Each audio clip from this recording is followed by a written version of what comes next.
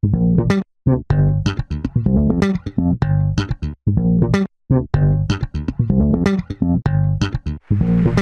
boa noite a todos. É difícil falar depois de tanta gente com experiências tão interessantes e vivências tão diferentes e díspares, mas que nos tocam da mesma maneira. E acho que o que eu tenho para dizer para vocês aqui hoje, de alguma forma, também tenta, de um jeito muito modesto, enredar tudo isso, né? Pensar as experiências humanas. Mas eu tenho uma marca, eu tenho que esperar aparecer um slide atrás de mim. Depois eu posso começar a falar, né? Então vamos lá. A minha ideia com vocês hoje é partir de um pressuposto comum. Nenhum de vocês deve discordar de uma afirmação que eu vou fazer agora. Nós vivemos em redes. Você tem redes de contato, você tem redes sociais, redes de todos os tipos. A rede parece pautar a maneira pela qual nós vivemos. A minha grande questão é, será que viver em redes é a mesma coisa que viver conectado? E para isso eu preciso entender o que significa rede e o que significa conexão.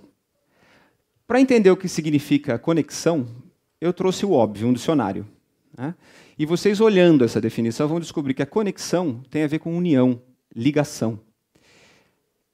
A minha pergunta óbvia, que decorre dessa primeira afirmação, seria entender quando começou esse processo de conexão, quando nós nos tornamos seres muito próximos uns dos outros.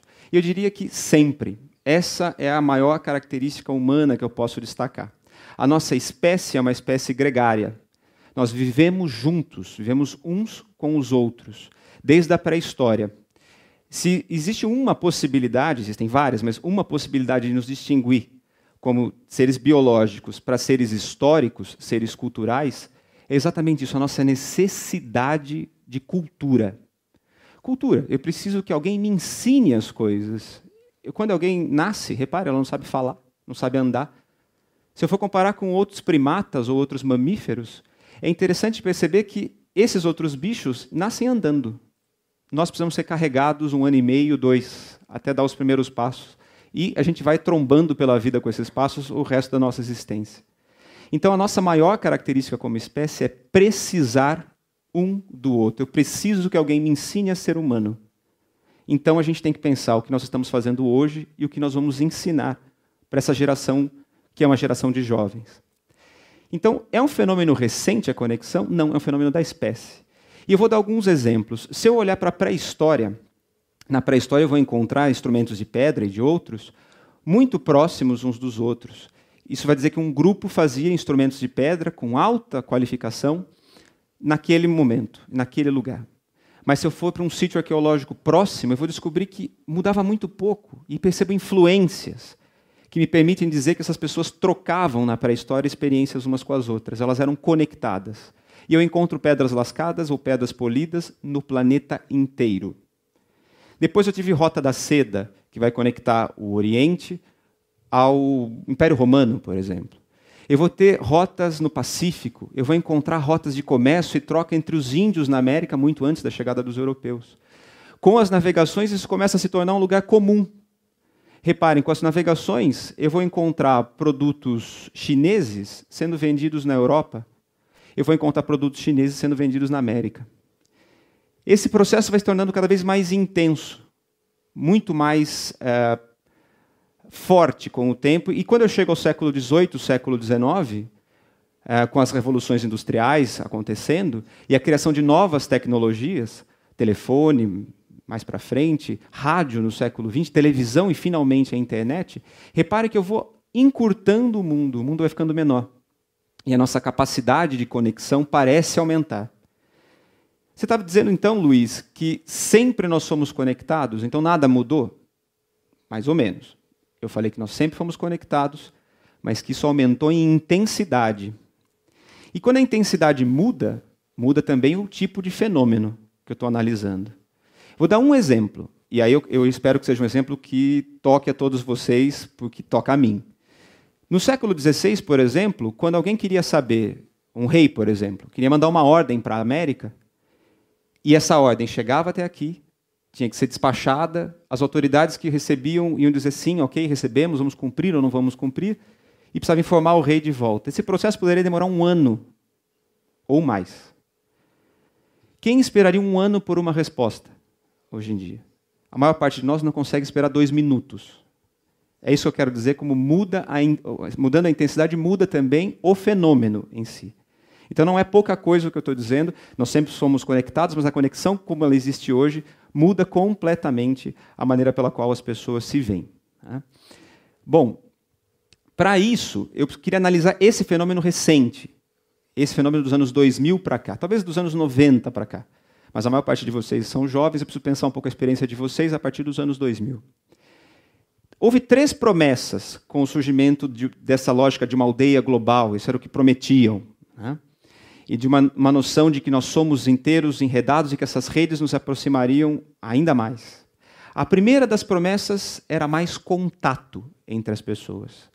Nós ficaríamos mais próximos uns dos outros. Eu poderia me corresponder com alguém na Rússia. Alguém da Rússia poderia se corresponder com alguém do Chile, que ia se corresponder com alguém na África, alguém da Austrália, aí vai. Não era isso? Pois bem, a segunda promessa era decorrente disso. Nós nos tornaríamos muito mais capazes de sentir empatia. Porque trabalhando o tempo todo com pessoas diferentes de mim, eu ia descobrir formas distintas de vida. Ia descobrir maneiras diferentes de pentear o cabelo, de vestir uma roupa, de sentir algumas coisas, de comer. E isso enriquecer quem eu sou, aprendendo a respeitar ao próximo. E a terceira das promessas era mais liberdade. Por exemplo, liberdade de escolha. E é fácil você entender. Eu não quero almoçar tal coisa. Eu clico no celular e alguém de moto vem me entregar aquilo que eu quero comer, se não for a próxima. Então, eu tenho liberdade de escolha para qualquer coisa. Por exemplo. Né? Então, eram 3 promessas. Contato, empatia, liberdade. Havia outras, claro. Mas eu estou tentando analisar com vocês essas 3. E, curiosamente, essas 3 promessas resultaram em 3 paradoxos. E eu queria analisar com vocês esses paradoxos agora. O primeiro, se a promessa era mais contato, curiosamente o que acontece é que nós estamos cada vez mais sozinhos. A gente fez aquele levantamento antes de eu começar a falar sobre quem aqui se sentia ansioso, ou quem se sentia deprimido, ou conhecia alguém nessa circunstância. E a maior parte de vocês levantou a mão. Isso é um dado estatístico. Quando eu era criança, nos anos 80, num mundo muito mais sólido do que esse mundo líquido que eu estou tentando desenvolver com vocês aqui, o que acontecia era que a gente desenvolvia vários tipos de neurose relacionados à ideia de identidade. E aí um cineasta como Woody Allen fazia todo sentido. Agora, a geração atual não desenvolve esse tipo de neurose, mas desenvolve depressão, síndrome de burnout e ansiedade. Agora, se eu fizesse uma outra pergunta, vocês estão ansiosos com o quê? Ninguém sabe. A gente está ansioso, ponto. Eu sou ansioso. Agora vamos entrar na questão da solidão para ver se eu consigo explicar para vocês talvez uma razãozinha, uma ponta de um iceberg para a gente começar a pensar junto a partir dessas questões. O mundo prometia mais contato, mas como funciona, por exemplo, uma rede social? Eu bato um selfie, ou uma selfie, eu nunca sei. Veja, nós não criamos o autorretrato, muito menos o retrato. As pessoas pedem para pintar a si próprios desde que o mundo é mundo, né? Especialmente na modernidade. Isso sustentou a vida de vários pintores que vocês estudaram na escola. Alguém pediu para faça o meu retrato. Né? Depois da fotografia, houve o autorretrato. É que era mais difícil, mais complicado. Hoje você bate 30 fotos de você mesmo em uma única situação, fica olhando para saber em qual você saiu melhor. Aí você sobe isso para uma rede social e fica desesperado, esperando ser curtido. E fica muito chateado se alguém não comentou a foto. Ou se você não recebeu uma curtida, ou uma descurtida. Isso é terrível para uma pessoa. Mas repare como é terrivelmente solitário. Você bateu uma foto de você mesmo, olhou para a foto o dia inteiro, postou e ficou olhando o que iam falar sobre você de novo. Você está vivendo sozinho e sem perceber. Isso pode criar um paradoxo ainda maior, que é o paradoxo do solipsismo. A palavra é estranha, mas a imagem ajuda um pouquinho. É a ideia de que nós estamos curvados sobre nós mesmos, sobre o nosso próprio umbigo, o tempo todo. Então, a promessa era contato. E o que a gente tem? Solidão. Eu estou em contato com pessoas, mas eu só falo comigo mesmo. Vamos pensar um segundo paradoxo, por favor.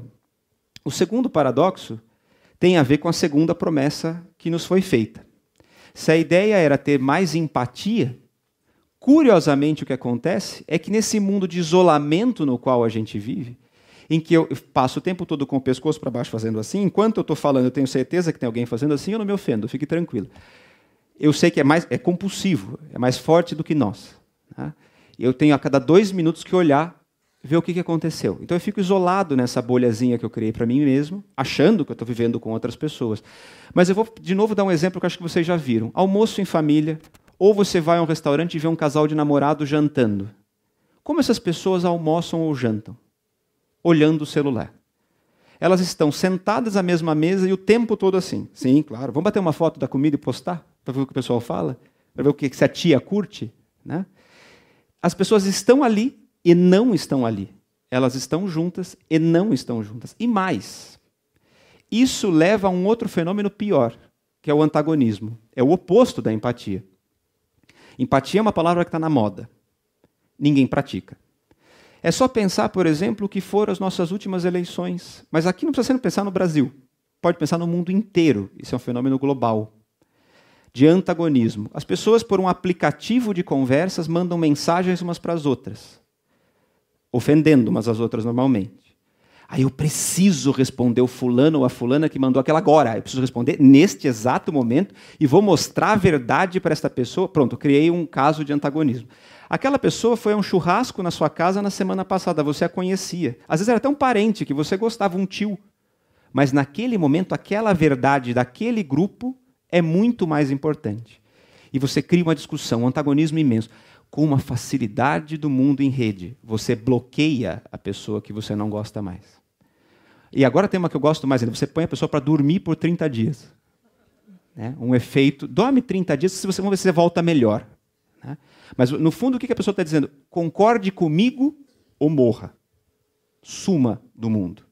Reparem como é o paradoxo. Nos prometeram empatia e nós temos cada vez mais isolamento e antagonismo.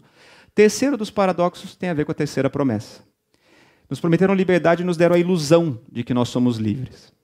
Eu vou dar um exemplo agora da minha infância. Eu nunca tomei refrigerante. Meus pais eram meio riporongas, não deram. Claro que para o meu irmão mais novo deram, meu irmão mama litros de Coca-Cola como se fosse a última coisa do planeta. Eu nunca tomei.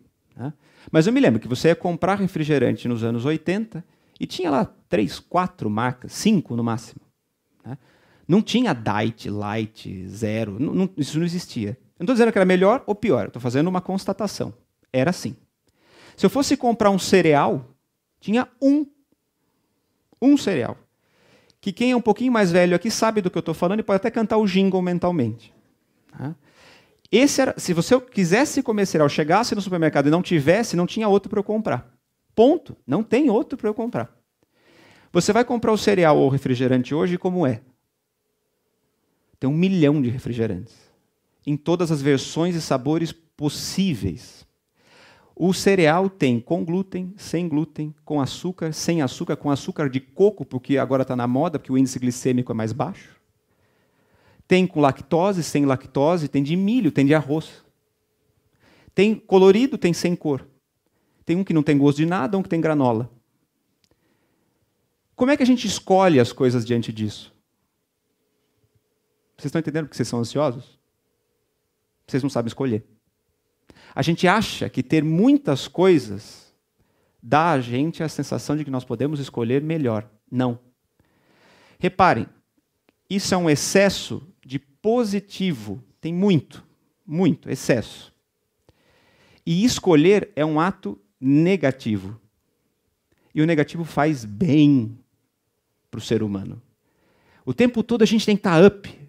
Pula aí, gente, que legal, bacana. Todo mundo para cima. Tem hora que é legal estar para baixo, viu? Vou dar um exemplo disso. Vocês não conseguem ficar sozinhos. Vocês não conseguem ficar sozinhos. Quando vocês estão sozinhos, vocês estão aqui, ó, vendo coisas. Aí é 1h30 da manhã e vocês estão vendo coisas. 2 da manhã, você tem um compromisso às 6. Mas você não consegue dormir, você não consegue parar. Porque o silêncio, não ter nada para fazer, por exemplo, é algo que não condiz com os nossos dias. Só que olha que coisa interessante, quando você não tem nada para fazer, você sente uma coisa, que eu não sei se vocês se sentiram ultimamente, chamada tédio. E quando a gente tem tédio, a gente se torna criativo. Eu preciso inventar alguma coisa para fazer. Né, para passar o tempo. Então eu vou cantar, vou aprender um instrumento, como vocês viram aqui, eu vou ler, fazer alguma outra coisa que seja criativa. Se eu estou o tempo todo com a mente ocupada, com a minha própria vida, com as minhas próprias fotos, com os meus grupos, as minhas discussões, o que é importante para mim, eu sou o oposto do livre, eu não escolhi nada. Eu vivo tudo, portanto não vivo nada. Tem um filósofo que diz que a frase do século XXI até agora é o tornar-se alguém. Repara, alguém não é ninguém. Alguém é uma pessoa que eu não sei quem é. Eu não tenho um modelo, uma referência para seguir. Eu quero virar alguém. Nós vimos uma outra toque aqui dizendo isso. Eu quero ser rico. Eu quero ser famoso. Repare. E o tornar-se é um verbo que é um processo. Eu nunca chego em lugar nenhum. Eu estou sempre me tornando algo. Isso dá uma angústia tremenda. Isso causa dúvidas o tempo todo nas pessoas. Eu escolhi corretamente o que eu fui fazer? Não sei. Eu tomo decisões baseado em dúvidas. E vocês tomam decisões a cada minuto, a cada segundo, uma atrás da outra. Isso causa inequivocamente angústia. O que a gente acha que é a liberdade é o oposto. Você é preso à incapacidade de escolha.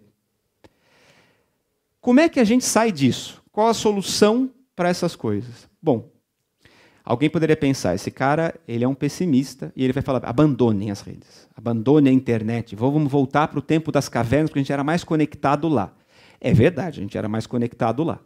Mas não dá para abandonar essas coisas, nem precisa. Não é isso. O que eu estou dizendo é, vamos usar essas ferramentas e não ser usados por ela. A frase pode parecer simples, mas a prática não é. Como é que eu sei que eu não estou sendo usado por isso? Quando eu uso de maneira crítica as coisas, quando eu penso sobre o que eu faço. Tá bom? Então, vamos tentar entender como é que eu faço isso de maneira crítica. Para entender isso, eu preciso pensar alguns verbos, algumas ações. Vou passar o slide, por favor. Primeiro, um cuidado anterior, vício. Às vezes as pessoas são viciadas, e aí é uma questão médica. Eu estou pensando antes dessa questão. Se você, por exemplo, não consegue abaixar o celular ou o tablet de maneira nenhuma ao longo de um dia, se a ideia de ficar sem o smartphone durante um dia te deixa completamente insano, talvez você tenha um problema mais grave do que eu estou descrevendo aqui. E aí é bom procurar uma ajuda psicológica, psiquiátrica. Eu estou um passo antes, na ideia de que sim, eu consigo domar esse impulso, que ele é um impulso, é humano, eu sou mais inteligente do que ele. Então vamos dar uma olhadinha, por favor, nas ações e no verbo que a gente precisa analisar. Primeiro lembrar, esse mundo aqui fora é um mundo que vale a pena ser vivido e o único que a gente vive, efetivamente. É aqui que eu conheço pessoas, é aqui que eu abraço pessoas, é aqui que eu tenho uma experiência como essa que a gente teve essa tarde. O mundo das redes é o mundo que deve ser um reflexo deste daqui, e não o contrário como ocorre hoje.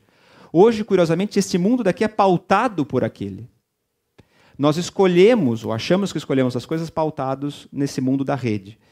Por fim, eu preciso me lembrar de um verbo pequenininho. O verbo precisar. Cada vez que o seu cérebro falar para você, eu preciso bater uma foto, eu preciso postar, eu preciso discutir, pense 2 vezes. Lembre-se do século XVI, daquele 1 ano inteiro para fazer uma coisa, e tire 2 minutos para tomar a decisão. Eu realmente preciso fazer isso? Ou seria mais interessante continuar vivendo esta experiência em sua plenitude, e ao fim e ao cabo eu posso registrar? E não durante a experiência, porque eu não vivo nem a experiência, nem o registro. Pensem nesse verbo e lembre-se que ele pode ser a raiz de uma boa tomada de decisão. Por fim, eu queria encerrar lembrando das 2 palavras que a gente começou a palestra. Conexão ou rede. Lembre-se, conexão, como eu mostrei para vocês, une, interliga, aproxima. E eu, próximo de alguém, me torno tolerante à diferença. E a tolerância que eu estou dizendo é uma tolerância ativa. Eu preciso que alguém seja diferente de mim para que o meu mundo se alargue, para que eu tenha um horizonte maior do que o do meu grupinho do aplicativo do celular. Senão nunca eu vou crescer como ser humano. E vamos lembrar que a rede pode ser muito útil, mas a rede, numa metáfora de pesca, também pode me afogar, também pode nos aprisionar. Vamos ter cuidado. Obrigado.